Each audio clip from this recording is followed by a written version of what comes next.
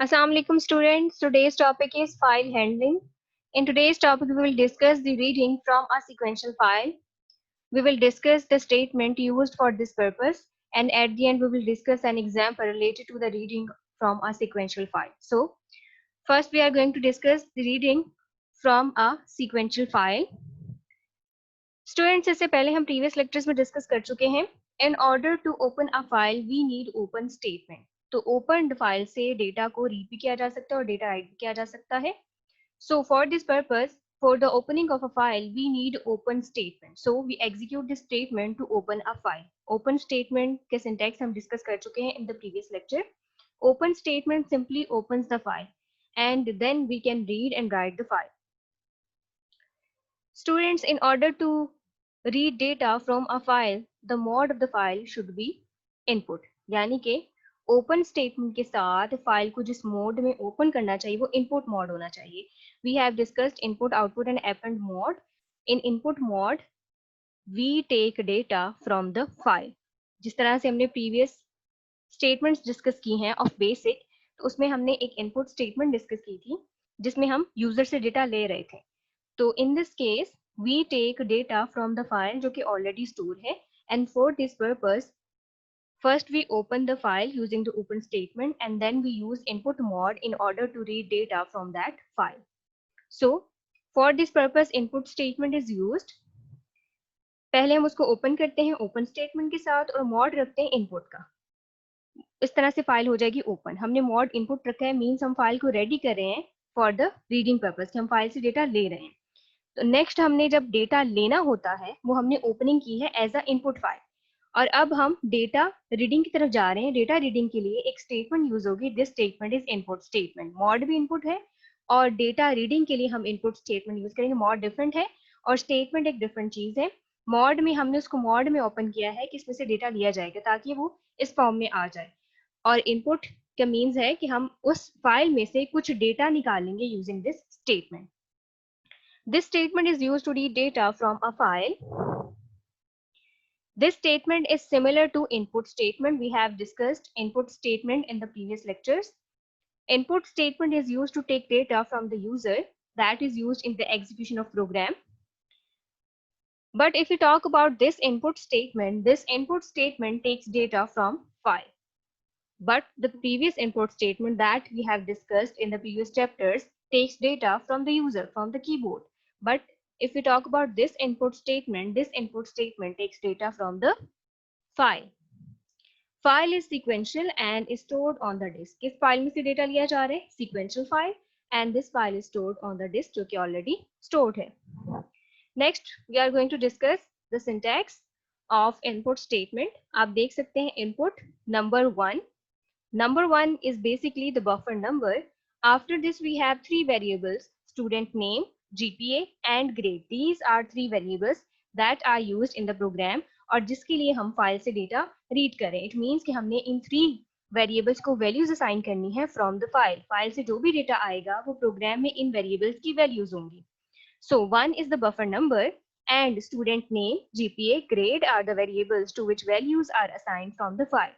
This file is sequential file and we are taking data, we are reading the data from the file. और in three variables को हमने programme में use किया है. In three variables की values are not present in the program. We have to read these values from a sequential file from the buffer number 1. तो file से values read होंगी और इन वेरिएबल्स को असाइन होंगी. Next, we are going to discuss the characteristics of this input statement. Input statement reads data from the record that is currently pointed. Students, we have discussed imaginary pointer in the previous lecture. Imaginary pointer हम simply एक pointing के लिए imagine करते हैं. ये actual में नहीं होता. होता क्या है? हम sequential file की बात करें तो sequential file में sequence में record access होते हैं. और अगर हम 25th रिकॉर्ड की बात करें हैं तो in order to access the 25th record we have to pass 1 to 24 records also. तो इस पर्पस के लिए we have imagined a pointer. ये पॉइंटर इमेजिनरी पॉइंटर है. तो रिकॉर्ड को एक्सेस करने के लिए input statement uses this imaginary pointer. This pointer is incremented, means increment होता रहता है. मींस अगर फर्स्ट वेरिएबल की वैल्यू मिल गई है तो इंक्रीमेंट होगा, फर्स्ट रिकॉर्ड में से वैल्यू ले ली है तो फिर इंक्रीमेंट होगा, पॉइंटर मूव करेगा टू द नेक्स्ट रिकॉर्ड और नेक्स्ट रिकॉर्ड से डेटा लेने के बाद इस तरह से पॉइंटर में इंक्रीमेंटेशन होती जाएगी और नेक्स्ट रिकॉर्ड से पॉइंटर डेटा रीड करता जाएगा. Time consuming for sequential files. If we talk about the data reading from a sequential file, this is quite time consuming. कि हमें 25th रिकॉर्ड तक जाने के लिए 1 to 24 रिकॉर्ड्स को भी रीड करना होता है. That's why this is time taking process.